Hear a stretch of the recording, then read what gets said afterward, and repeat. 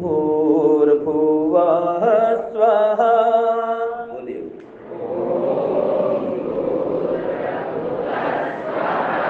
तत्सवितुर्वरेण्यम्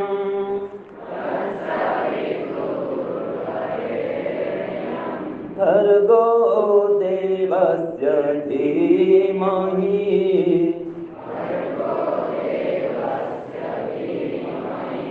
धियो यो नः प्रचोदयात्।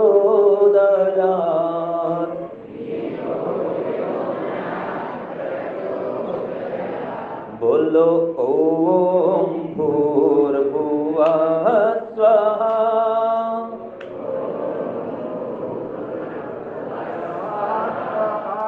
तत्सवितुर्वरेण्यम्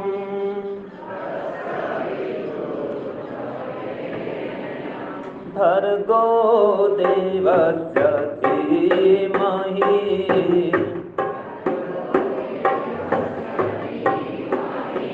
धियो यो नः प्रचोदयात्।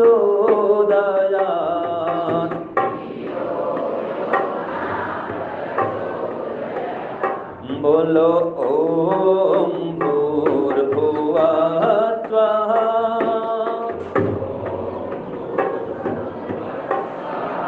तत्सवितुर्वरेण्यम्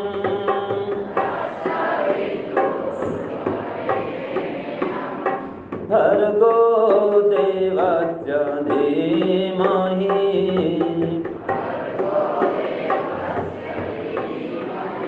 धियो यो न प्रचोदयात्।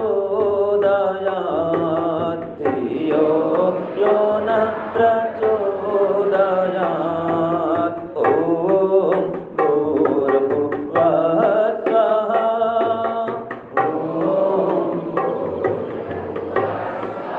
तत्सवितुर्वरेण्यम्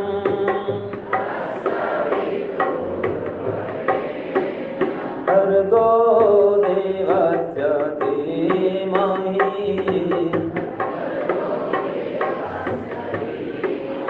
धियो यो नः प्रचोदयात्। धियो यो नः प्रचोदयात्। धियो यो नः प्रचोदयात्।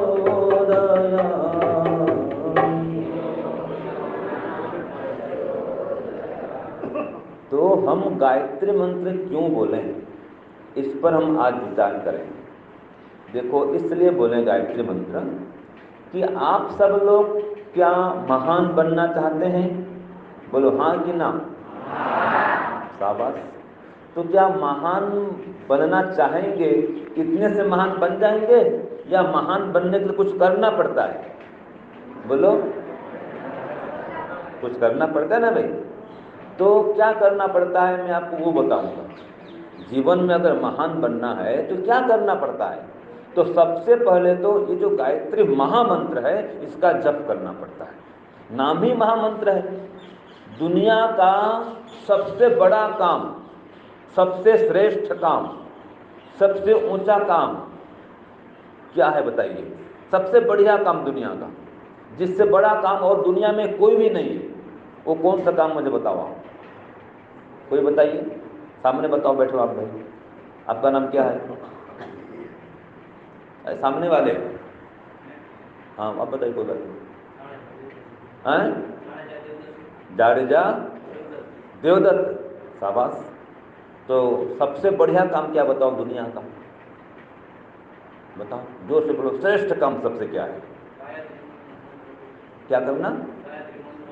गायत्री मंत्र बोलना। शाबाश, आपने एक बार में उत्तर दे दिया। बहुत बढ़िया, ताली बजाओ इनके लिए। तो गायत्री मंत्र का जप करना, गायत्री मंत्र बोलना माने ईश्वर का ध्यान करना, भजन करना, जप करना, ईश्वर की भक्ति करना। ये संसार का सबसे बड़ा काम है। क्यों बड़ा काम है? देखो, आप अग्नि पास बैठेंगे, अग्नि माने आग, तो आग पास बैठेंगे तो गर्मी आएगी कि नहीं आएगी जी? आएगी ना। ऐसे भगवान पास बैठेंगे तो जो जो गुण भगवान में है वो गुण आप में आएगा कि नहीं आएगा? आएगा। जैसे अग्नि पास बैठते हैं तो उसका गुण क्या है? गर्मी है, उसमें प्रकाश है, उसमें गति है ना? वो हमेशा ऊपर ही उड़ती है अग्नि। कभी अग्नि को आपने नीचे देखा गिरते हुए? आप माचिस जलाओ बाकस हैं और वो अग्नि कभी जाती है नीचे क्या? हमेशा ऊपर उड़ती है ना? तो अग्नि का गुण है। तो परमात्मा का भी एक नाम अग्नि है और उसी परमात्मा का नाम गायत्री भी है। क्यों?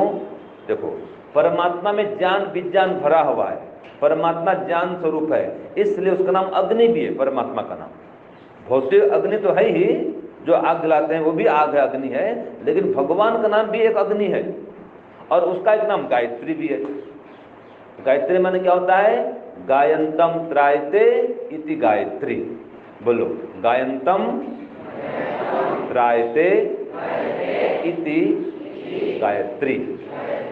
जो गाने वाले को दुख से, अज्ञान से, अधर्म से, पाप से, विघ्न बाधाओं से दूर कर दे, वह गायत्री है। अब आपको ये चाहिए कि आपके अंदर कोई बुराई है, दुख है, दुर्गुण है, दुर्व्यसन है, विघ्न बाधाएं है, वो दूर हो जाए। आप चाहते हैं क्या? चाहते हैं ना भाई? जोर से बोलो, चाहते हैं? बाबा, तो आप जो अपने अंदर से बुराई है, दुख है, कष्ट है, इसको दूर करना चाहते हैं और ईश्वर से ज्ञान पाना चाहते हैं, विद्या बुद्धि पाना चाहते हैं, तो क्या करेंगे? रोज सुबह शाम गायत्री मंत्र का जप करेंगे, कम से कम 11 बार, 11 बार, 21 बार, जितना देर कर सको उतना अच्छा है। और आप स्कूल आते हैं ना, घर से स्कूल आते हैं, स्कूल से घर जाते हैं, तो भी फालतू गपशप मत करिए। आप जाते आते भी गायत्री मंत्र जप कर सकते हैं। देखो, आप कोई बनाते हैं मिठाई, जितना उसमें डालते हैं मीठा, शक्कर है, चीनी है, गुड़ है, जितना अधिक डालते हैं उतना मीठा होता है ना? ऐसे जितना अधिक जप करेंगे गायत्री मंत्र का उतनी बुद्धि बढ़ेगी। और जब भी आप पढ़ने के लिए बैठते हैं, सबसे पहले गायत्री मंत्र का जप करिए 3 बार। जब भी पढ़ने बैठते हैं अपने घर में, तो क्या करेंगे जी? पहले 3 बार गायत्री मंत्र जप करेंगे, बोलेंगे, फिर पढ़ाई शुरू करेंगे। तो जो व्यक्ति गायत्री मंत्र का जप करता है उसको क्या लाभ होता है? आपको एक छोटी सी कहानी सुनाऊं, स्टोरी। आप बोलते हैं वार्ता, सुनेंगे वार्ता? शाबाश। तो देखो, एक आपके समान बालक था, उसका नाम था खुशहाल चंद। क्या नाम था? खुशहाल चंद। वो लिखने पढ़ने में एकदम कमजोर था, एकदम कमजोर, वीक था, बुद्धि चलती नहीं थी, कोई पढ़े लिखे याद नहीं होता था। ठीक है जी। तो उनके घर में एक महात्मा जी आए, जैसे हम लोग आए हैं, ऐसे उनके घर में एक दिन एक महात्मा आए। तो उनके पिताजी ने कहा कि बेटा, जब ये महात्मा जी आए हैं तो तू रोज शाम को इनको भोजन पहुंचाना, रोटी सब्जी जो भी है भोजन शाम को पहुंचाना। उन्होंने कहा ठीक है पिताजी। रोज ड्यूटी लग गई, जब तक महात्मा जी रुके घर में उनके, वो उनको भोजन पहुंचाते। तो एक दिन जब भोजन पहुंचाने गया वो खुशहाल चंद, तो रो रहा था। तो महात्मा जी ने पूछा कि बेटा आज क्यों रो रहे हो, क्या हुआ, रोते क्यों हो? उन्होंने कहा क्या बताऊं महात्मा जी, आज सुबह से मेरी पिटाई हो रही है। ठीक है, गाल में थप्पड़ पड़ रहे सुबह से। क्यों भाई, क्या हो गया? उन्होंने कहा कि मैं जो भी याद करता हूँ भूल जाता हूँ, बुद्धि में टिकती नहीं है, वो स्मरण शक्ति मेरी कमजोर है। तो मुझे पिताजी ने ये काम सौंप दिया है कि घर में जो भी गाय हैं, सब घर में होते हैं, गाय बकरी भैंस जो भी घर में होते हैं, उन्होंने कहा मेरा तो ये काम है, ये पशुओं को चराना। तो गाय है, भैंस है, जो भी घर में थे वो चराता था। तो आज मैं सुबह ले गया था नाश्ता के बाद में, और फिर मुझे वापस को स्कूल के पहले लेके जाना था। उनका टाइम होता है 10 बजे स्कूल का। तो सुबह सुबह नाश्ता जल्दी करो 7 बजे और मैदान में चरा के लाओ सब पशुओं को। तो आज मैं गया था, ये मेरा काम था। तो जब चराते भैंसे थी, कुछ 2-3 भैंसे, वो चल गई तालाब में, पानी में घुस गई। अब जो भैंस चली जाए पानी में, पता है क्या होता है? क्या होता है? बोलो बोलो। जोर से बोलो। भैंस अगर पानी में घुस जाए तो क्या होता है? हाँ, वो जल्दी निकलते नहीं है भैंस। ठीक है जी। अब ये बेचारे को स्कूल जाना है, स्कूल टाइम हो रहा है, वो चले गए अंदर में, उसको आवाज दे रहा है भाई निकल निकल, फिर हार करते हैं, आवाज लगाते हैं ना भाई, तो निकलता है तो निकलता नहीं वो। ऐसे करते करते वो उल्टा निकले क्या, उस पार चली गई, तालाब के उस पार चली गई भैंस। तो अभी क्या करे बेचारा खुशहाल चंद, ये घूम के गया उधर से। जब घूम के गया वहां पहुंचा तो देखा किसी खेत में वो फसल चल रही है भैंस। तो और मालिक भी आ गया, है किसका भैंस, किसका भैंस, इतना मेरा फसल बर्बाद कर दिया, इतने ये पहुंच गया, मेरा है ये भैंस, तो मेरी भैंस है। अरे देखता नहीं इतना नुकसान कर दिया, इधर आ, लगे तो थप्पड़ दोनों गाल में उसको। और फिर भैंस लिया, वापस आया। जब वापस आया तो स्कूल का टाइम तो हो गया था। पिताजी मिले, अरे अभी तू आ रहा है, कब स्कूल जाएगा? देखता नहीं टाइम, इतना टाइम हो गया, इधर आ। फिर आया वापस, लगा दो थप्पड़ गाल में। फिर वापस गया घर, नहाया धोया तैयार हुआ और स्कूल गया। जब स्कूल गया तो प्रार्थना खत्म हो गई थी, प्रेयर आप पढ़ते हैं प्रेयर, तो प्रार्थना पूरी हो गई थी। तो अंदर गया क्लास में, तो सर लेते हैं अटेंडेंस, आप क्या बोलते हैं उसको, हाजिरी बोलते हैं, हाजिरी, उपस्थिति होती है उपस्थिति। तो सर हाजिरी ले रहे थे, अटेंडेंस हो रहा था। तो मैं कम इन सर, हम देखा अरे खुशहाल चंद अभी आ रहा है, खड़े हो उधर मत आ अंदर, अभी आ रहा है तू, प्रार्थना पूरी होगी अभी आता है, खड़े रह। खड़े कर दी। जब अटेंडेंस पूरा हुआ, बोला है अभी तक क्यों नहीं आया था, क्या कर रहा था, देखता नहीं टाइम कितना हो गया, इधर आ। फिर लगा दो था पड़ोस को, फिर चार बैठ, चुपचाप बैठ गया। फिर क्लास शुरू, तो सर ने पूछा हाँ जी सबने अपना होमवर्क किया है? सबने यस सर यस सर। इसको पूछे हाँ जी खुशहाल चंद आपने होमवर्क किया? No sir. क्यों नहीं किया? इधर आ। फिर लगा दो थप्पड़। अब वो पीरियड पूरा, क्लास सेकंड क्लास फिर शुरू, हाँ जी खुशहाल चंद आपने ये लिखा? नहीं लिखा सर। क्यों नहीं लिखा? इधर आ, लगा दो थप्पड़। तो हर क्लास में इसको बुलाते और लिखना पढ़ना पूछते, तो सब में zero, no sir no sir no sir, और हर क्लास में 2 थप्पड़ उसको मिलता। तो आया शाम को, बोला महाराज देखो ये आज मेरी कहानी है, सुबह थप्पड़ खा रहा हूँ और गाल मेरे लाल हो गए, अब आप ही कोई उपाय बताओ, मैं क्या करूँ, मेरी पिटाई नहीं हो। तो उन्होंने कहा देख तुझको गायत्री मंत्र याद है? हाँ गायत्री मंत्र याद है। इसको बोलते हो क्या? नहीं बोलता तो नहीं हूँ। तो ऐसा करना, रोज सुबह शाम 21-21 बार गायत्री मंत्र बोलना। और जब स्कूल जाते हो तो स्कूल जाने के पहले माता पिता को प्रणाम करना, ठीक है, और सुबह जल्दी उठना और रात को जल्दी सो जाना। तो सुबह जल्दी उठने से और रात को जल्दी सो जाने से बुद्धि बढ़ती है, तो तेरी बुद्धि बढ़ेगी, ये कह दिया उन्होंने। तो महाराज महात्मा जी को, महात्मा जी कि केवल सुबह उठने से और गायत्री मंत्र पढ़ने से क्या माता पिता प्रणाम करने से मेरी बुद्धि बढ़ जाएगी? उन्होंने कहा हाँ बुद्धि बढ़ जाएगी, साथ में प्राणायाम भी और कर देना और थोड़ा व्यायाम करना, शरीर स्वस्थ रहेगा, रोगी नहीं पड़ेगा, तो बीमार नहीं पड़ेगा, तो तेरी पढ़ाई कभी रुकेगी नहीं। तो रोज सुबह जल्दी उठना, थोड़ा आसन व्यायाम करना, कसरत करना, प्राणायाम करना, फिर गायत्री मंत्र जप करना और फिर नहा धो करके तेरा जो भी काम करके फिर माता पिता को प्रणाम करके स्कूल जाना, इतना काम करना। और कभी स्कूल में झगड़ा नहीं करना, गुस्सा नहीं करना। देखो गुस्सा करने से बुद्धि घट जाती है, लड़ाई झगड़ा करने से बुद्धि घट जाती है। आप लोग झगड़ा करते हैं, कभी लड़ाई करते हैं? कभी कभार, कभी कभार, कभी कभार करते होंगे, एक आध दिन महीने में, है ना? हाँ कभी कभार करते हैं, तो झगड़ा नहीं करना है। अच्छा दूसरी बात, आप कभी कभी गाली बोलते हैं, अब सब निकालते हैं?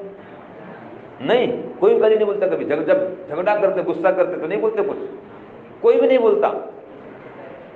सोच के बोलो भाई, कभी कभी निकल जाता है, सब बोलो ना, कभी कभी भूले भड़ के एक आध शब्द निकल जाता है, बराबर है कि नहीं? हाँ देखो अभी आपने हाँ कह लिया भाई, तो कभी कभी निकलता है। आप थोड़े गाली बोलते हो, वो निकल जाता है, फिसल जाता है। क्यों फिसल जाता है? कि जब व्यक्ति गुस्सा करता है बुद्धि उसके कंट्रोल में नहीं रहती है, समझ गए? जब व्यक्ति गुस्सा करता है तो बुद्धि बाहर, बुद्धि कहाँ जाती है? बाहर। और जो क्रोध है, गुस्सा है, वो अंदर। तो अंदर गुस्सा भरे तो बुद्धि बाहर निकल जाती है, तो व्यक्ति अपशब्द बोल देता है, निकल जाता है मुंह से। तो अपशब्द बोलना अच्छा है क्या? गाली बोलना अच्छा है क्या? नहीं है ना। तो गाली मत बोलना, अपशब्द नहीं बोलना, न झगड़ा नहीं करना, गुस्सा नहीं करना। तो ऐसे जो महात्मा जी थे उसको समझा दिए कि बेटा ऐसा ऐसा काम करना तुम। वो बोले ठीक है महात्मा जी। वो खुशहाल चंद बोला। अब वो इतना बोल के फिर 2 दिन में महात्मा चले गए वापस अपने प्रचार में, यात्रा में। फिर 3-4 साल बाद में वापस लौटे महात्मा जी, फिर घर मिल के आए तो फिर मिला खुशहाल चंद। हाँ बेटा क्या हाल तेरा, क्या समाचार है, पूछते हैं। तो उन्होंने कहा महात्मा जी बताऊं? हाँ बता बता। उन्होंने कहा मैं इस बार क्लास में फर्स्ट आया हूँ। क्या कहा खुशहाल चंद ने? कि मैं इस बार क्लास में फर्स्ट आया हूँ। जिसकी बुद्धि चलती नहीं था, नहीं थी, एकदम बोलते हैं डफोड़, बोलते हैं गुजराती में डफोड़, बोलते हैं डफोड़ मैंने एकदम बुद्धू। तो ये व्यक्ति क्लास में फर्स्ट कर गया। तो ये गायत्री मंत्र की महिमा है। रोज सुबह शाम जल्दी उठता है, गायत्री मंत्र बोलता, सुबह जल्दी उठता, रात को जल्दी सोता। ये महिमा है गायत्री मंत्र की, बुद्धि बढ़ जाती है। तो आप भी रोज सुबह शाम गायत्री मंत्र जप करो। और क्या करोगे? और क्या करोगे? एक उपाय बता रहा हूं। अगर आप महान बनना चाहते हो तो सबसे बड़ा उपाय यह है कि आप कभी समय को बर्बाद मत करना। समय को फालतू गपशप में, आलस्य में, नींद में, सोने में खराब मत करना समय को। संस्कृत में एक श्लोक है, इसमें कहा है क्षण सह कणश्चैव विद्या अर्थम च साधयेत् क्षण त्यागे कुतो विद्या कण त्यागे कुतो धनम। देखो जिसको विद्या चाहिए ना, उसको एक एक क्षण का, क्षण माने एक एक सेकंड का, मिनट का सदुपयोग करना चाहिए। जिसको धन चाहिए उसको एक एक कण का सदुपयोग करना चाहिए। कण माने अन्न का दाना, एक एक कण का संग्रह करना चाहिए। और जिसको विद्या चाहिए वो एक एक क्षण का, मतलब समय का सदुपयोग करे। और ये कहा है सुखार्थिनो कुतो विद्या, माने जो सुख चाहता है, सुखार्थी माने सुख चाहता है। देखो विद्यार्थी माने क्या होता है? विद्यार्थी माने आप सब विद्यार्थी हैं या क्या है? विद्यार्थी हैं। तो विद्यार्थी माने क्या है पता आपको? विद्यार्थी माने जो विद्या को चाहता है वो विद्यार्थी, बराबर। जो विद्या चाहता है वो विद्यार्थी, जो धन चाहता है वो धनार्थी, और जो सुख चाहता है वो सुखार्थी। तो आपको सुख चाहिए, विद्या चाहिए?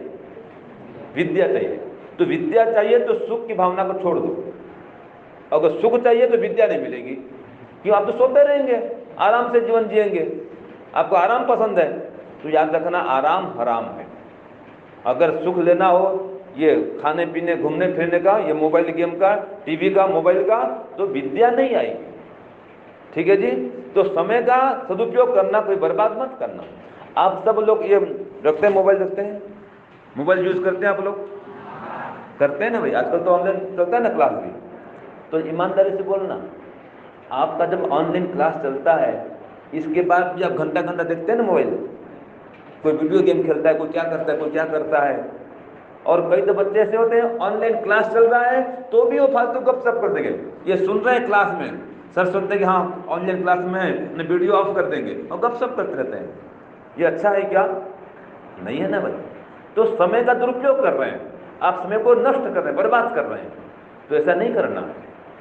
तो मोबाइल का प्रयोग सीमित करो, जितना आवश्यक उतना करो, फालतू इसका दुरुपयोग नहीं होना चाहिए। तो समय का सदुपयोग करो। अब इसके लिए एक कहानी और है, जरूर बताता हूँ आपको, वार्ता से मजा आएगा, आपको बोर नहीं होंगे। देखो एक था पेंटर, कलाकार, इसी सामने आपको लिखा है, अच्छा सा वाक्य लिखा है। देखो ये सुंदर चित्र बने हैं, वहाँ फोटो चिपकाए, चित्र लगाए हैं सब। ये सामने भी देखो एक आर्ट है, चित्र है। ऐसे एक कलाकार था जो आता ना आर्टिस्ट, वो कला करता है, लिखता है, बढ़िया वाक्य लिखता है, सुंदर चित्र बनाता है। तो उसने क्या किया, एक सुंदर सा चित्र बनाया रंग बिरंगी। लेकिन क्या किया उसने, उसमें चेहरे को तो बाल से ढक दिया, जैसे आप लोग ये लगाए हैं ना, मास्क लगाए हैं, कोई रुमाल लगा दिया है तो ढक दिया है।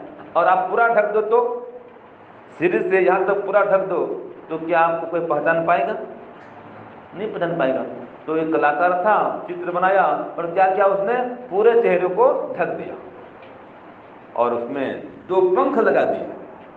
हाथ नहीं लगाए, क्या लगाए? 2 पंख लगा दिए।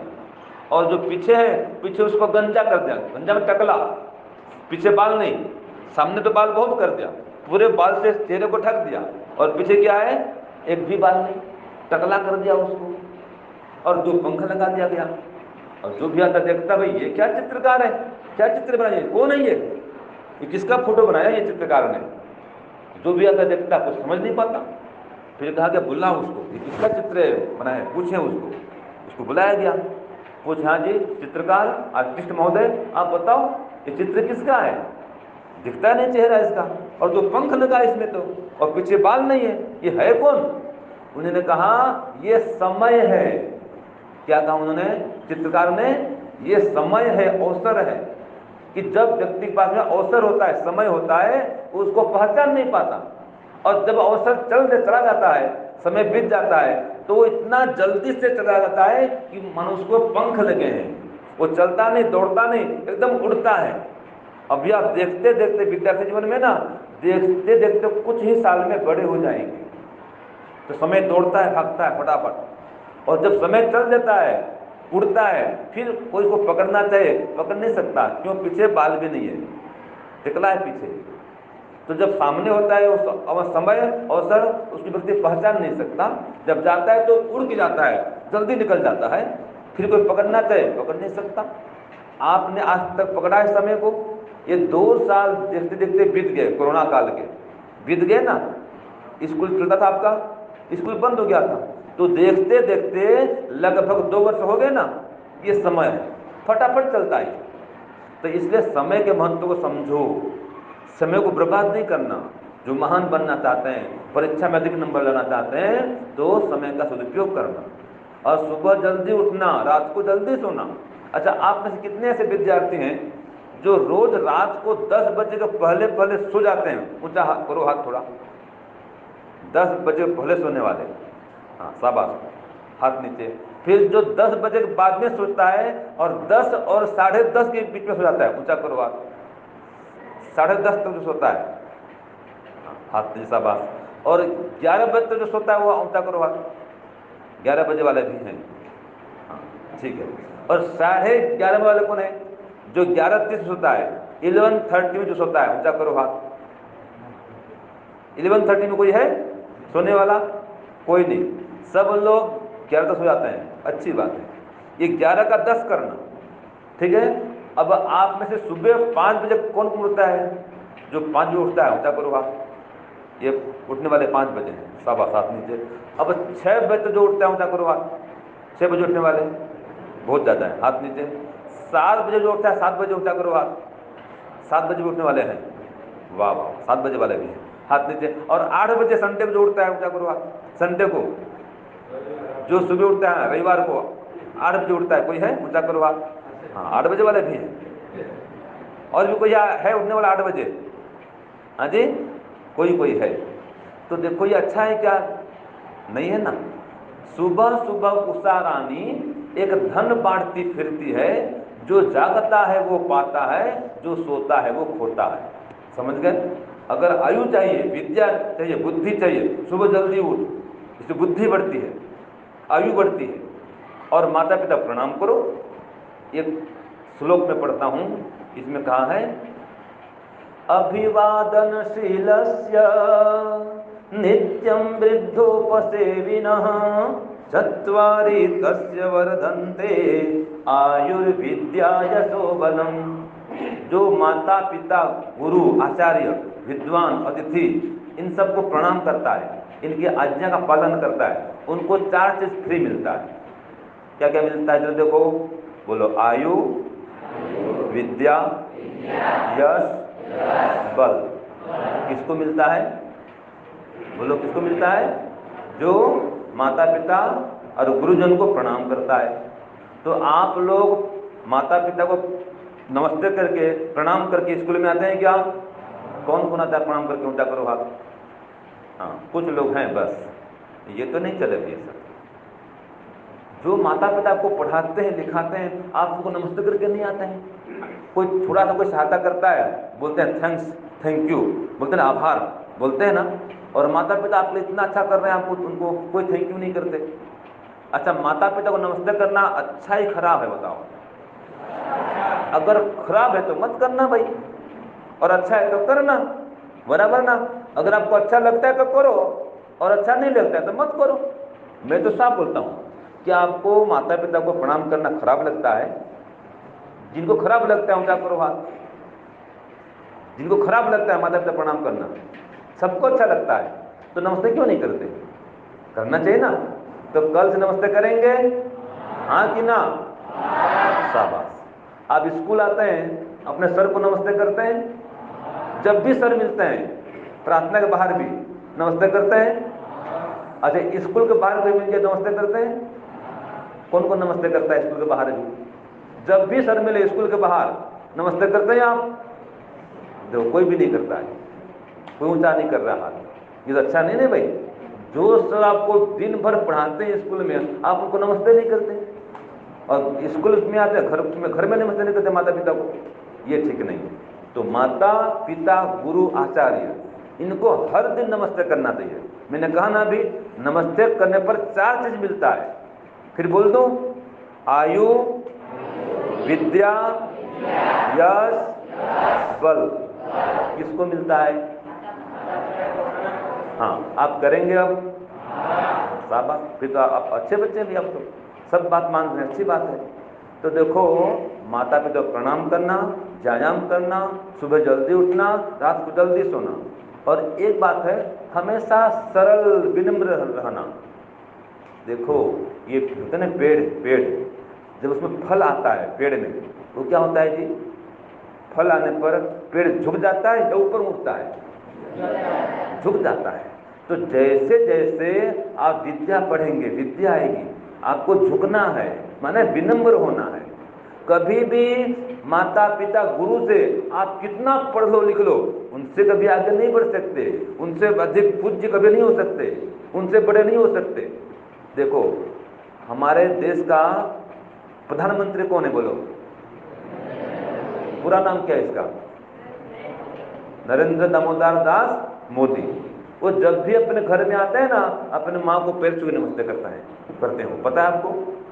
तो मोदी जी नमस्ते करते हैं अपने माँ को, नमस्ते हम क्यों नहीं करें भाई? नमस्ते करना चाहिए। तो वो झुक रहे हैं अपने माँ के पास भी, अपने गुरु जी पास झुकना चाहिए, माँ पास झुकना चाहिए।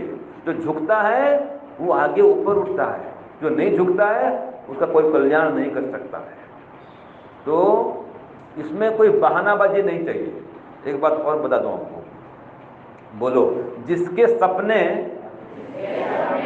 बहाने से बड़े हो जाते हैं वह सफल हो जाता है। जिसके सपने बहाने से छोटे हो जाते हैं वह असफल हो जाता है। क्या समझे इसका मतलब? बहाने मतलब बहानाबाजी करना, ठीक है? मैं नहीं कर सकता, मुझसे नहीं होगा, जैसे मैं जब कैसे करूं, गुरुजी सर नहीं था, ये तो बहुत कठिन काम थे, क्या बोले उसको? कठिन को नहीं, हाँ कठिन, बहुत कठिन थे, ठीक है, बहुत तकलीफ है इसमें हो जाएगी मुझे, तो नहीं मैं नहीं कर सकता। तो वो हताश निराश होता है, उत्साह नहीं जीवन में। पहले काम शुरू करने पहले हार मान जाता है, वो क्या महान बनेगा भाई? कोई एक काम बताए सर गुरुजी कि जा बेटा दे दे पानी, थोड़ा एक गमले में गमला सूख रहा है कि पेड़ मुरझा रहा है, दे दे पानी। नहीं गुरुजी मैं कैसे कर सकता हूँ, मैं क्या पानी दूं? क्या मैं देने के लिए आया हूँ पानी? क्या मैं तो पढ़ने के लिए आया हूँ? अगर आप ऐसे बोलेंगे तो आगे नहीं बढ़ सकते। जो जीवन में आगे बढ़ना चाहता है वो एक सिद्धांत को अपना ले, उसका नाम है थ्योरी। क्या थ्योरी है, क्या सिद्धांत है? Yes theory. बोलो क्या है वो? Yes theory. इसका मतलब क्या है? सर ने कहा बेटा पानी गिलास ला, जी गुरुजी अभी लाता हूँ। माँ ने कहा जा बेटा दुकान से ये सामान ला, हाँ माता जी अभी लाता हूँ। पिता ने कहा बेटा पैर में दर्द हो रहा है तो पैर दबा दे, हाँ पिताजी। कोई भी सेवा काम करे, माता पिता गुरु बड़े वडील सबको हाँ बोलता है। यह यस थ्योरी। ये क्या है? यस थ्योरी, समझ गए? और कोई बोले no sir no sir no sir, वो क्या जीवन में सफल होगा? कुछ भी कहो, मैं नहीं कर सकता, मुझे नहीं आता है, मैं नहीं जानता हूँ, मुझे पता नहीं है, वो व्यक्ति महान नहीं बन सकता है। तो महान बनना चाहते हो तो यस करो, यस सर, जी माता जी, जी गुरु जी आचार्य जी, ऐसे बोलना है। और हमेशा मधुर बोलना है। वेद में एक मंत्र आया है, उसमें कहा गया है मधुमन में निक्रमणम बोलो, मधुमन में निक्रमणम, मधुमन में परायणम, वाचा वदामि मधुमात् भूयासं मधुसंदृशः। तो जो आप महान बनना चाहते हैं, मधुर वाणी को अपनाओ। मधुर वाणी बोलने से खुद को भी सुख मिलता है और दूसरों को भी सुख मिलता है। तो मंत्र कहता है कि हमारा परस्पर मिलना प्रेम पूर्वक हो, उससे अलग होना भी प्रेम पूर्वक हो, और वाणी बोलना भी प्रेम पूर्वक हो, और पूरा जीवन कैसा हो जाए, प्रेम पूर्वक ही हो जाए। तो वाणी में कैसी हो, मधुरता हो, गुस्सा नहीं करना, गाली नहीं बोलना, कठोर नहीं बोलना, किसी का निंदा नहीं करना, चुगली नहीं करना। कभी कभी ऐसे होता है ना कि यह सर बहुत खराब है, गुरु जी की निंदा करते हैं कभी कभी आप लोग, क्यारे क्यारे थाय है ना। तो कभी भी गुरु की निंदा नहीं करनी चाहिए, अपमान नहीं करना चाहिए। तो हमारे बीच में पधार रहे हैं प्रफुल्ला बेन जी, आप जामनगर से पधारे हैं। आयुष्मान का स्कूल है नगर कॉलेज का।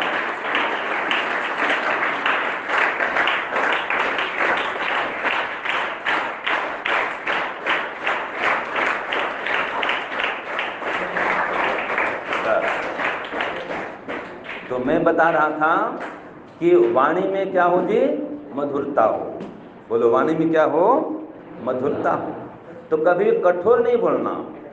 तो एक दोहा में बोलता हूँ, ऐसी वाणी बोलिए, बोलो, ऐसी वाणी बोलिए, मन का आपा खोए, मन का आपा खोए, औरन को शीतल करे, औरन को शीतल करे, आपहु शीतल होय कबीरा, आपहु शीतल होय। तुलसी मीठे वचन से, तुलसी मीठे सुख उपजत चहूर, वशीकरण यह मंत्र है। बोलो, तजद वचन कठोर हो तुलसी, तजद वचन कठोर, तजद वचन कठोर हो तुलसी। हाँ, शाबाश। तो जो मधुर वचन है वो वशीकरण का मंत्र है। किसी को वश में करना हो, अपने अनुकूल बनाना हो, तो क्या करो, मधुर बोलो। मधुर वाणी क्या है, दुश्मन को ही अपना बना लेती है, ठीक है। और मधुर वाणी से सुख मिलता है, दुख मिट जाता है। तो कभी भी माता पिता का अपमान नहीं करना, कठोर नहीं बोलना। कुछ लोग ऐसे होते हैं, माता पिता का अपमान कर देते हैं, गुरु का अपमान कर देते हैं। ये बहुत गंदा है, अच्छा नहीं है ये। तो मधुर बोलो, मीठा बोलो।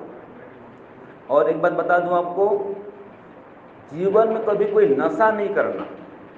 आप में से कोई व्यसन करता है क्या? कोई अंडा मांस मछली खाता है क्या?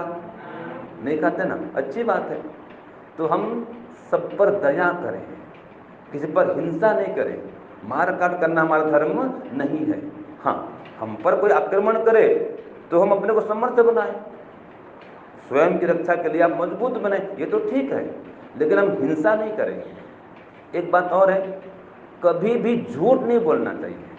अगर झूठ बोलेंगे तो आपका विश्वास कोई नहीं करेगा। कभी कभी झूठ बोल देते हैं ना, कभी कभी क्यारे क्यारे थाय है ना।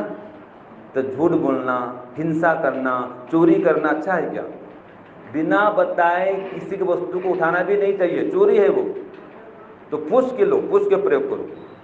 ऐसे ही साफ सफाई से रहना। जैसे आपका स्कूल बहुत साफ सुथरा है, हम देखे तो बहुत साफ सुथरा स्कूल आपका, अच्छा है, सब सुथरा साफ, वहाँ से हम देखते देखते आ रहे हैं, अच्छा लगा हमको देख करके। तो जैसे आपका स्कूल साफ सुथरा है, ऐसे आपके कमरा भी साफ सुथरा होना चाहिए, आपके वस्त्र भी साफ सुथरे होने चाहिए।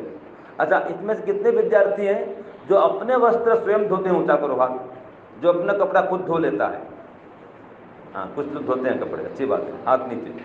तो देखो जहाँ तक हो सके ना, आप अपना काम आप करो, फिर आप कहीं भी जाओगे दुनिया में कभी आप दुखी नहीं होगे। कई लोग तो कपड़ा धोने नहीं जानते, दुखी हो जाते हैं। वहाँ माँ तो होती नहीं है, न माँ है न बहन है, आप पढ़ते ही कहीं स्कूल में कॉलेज में बाहर, तो क्या करेंगे, अपने कपड़े खुद धोने पड़ते हैं। तो भी सीखना चाहिए। तो जहाँ तक हो सके आप अपना काम आप करो, स्वयं करो, और आलस्य को, प्रमाद को दूर करो। तो कुछ बातें मैंने बता दी महान बनने को उपाय। ये सब क्या है, आदर्श विद्यार्थी के गुण हैं। क्या है ये बोलो, आदर्श विद्यार्थी के गुण हैं। क्या क्या है, एक तो गायत्री मंत्र का जप करना है ना, और सुबह जल्दी उठना, रात को जल्दी सोना, और माता पिता गुरु को प्रणाम करना, और मधुर बोलना, मीठा बोलना, झगड़ा नहीं करना, गुस्सा नहीं करना, है ना जी, और सात्विक खान पान करना। ये सब आवश्यक गुण हैं। आलस्य प्रमाद को दूर करना, मेहनती बनना, पुरुषार्थी बनना। तो इन सब गुणों का आप धारण करेंगे, आपका जीवन महान बनेगा। और कोई दोष हो, बुराई हो, उसको छोड़ देना। तो ये कुछ बातें मैंने बता दी। आशा करता हूँ आप इन बातों को जीवन में उतारेंगे। अब इसमें से कोई प्रश्न पूछना है तो पूछो, नहीं तो मैं आपको पूछूंगा। कोई प्रश्न पूछा है तो पूछिए।